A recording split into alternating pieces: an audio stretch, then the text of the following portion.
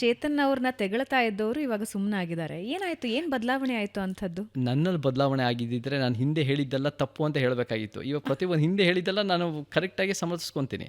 ನಾವು ಇವಾಗ ಹೇಳೋದು ಸಮಾಜನೇ. ಜನ ನಿಮ್ಮನ್ನು ವ್ಯಾಖ್ಯಾನಿಸಿದಾಗ ನೀವು ಯಾವುದೋ ಒಂದು ಕಡೆ ಗುರುತಿಸ್ತಾರೆ ಬೈನರಿನಲ್ಲಿ. ನೀವು BJP ಅಥವಾ ಕಾಂಗ್ರೆಸ್ಸು ಅಥವಾ ಅವರಿಬ್ಬರು ಅಲ್ಲದೆ ಇದ್ದರೆ ಕಮ್ಯುನಿಸ್ಟು ಆ ರೀತಿ ಗುರುತಿಸ್ತಾರೆ.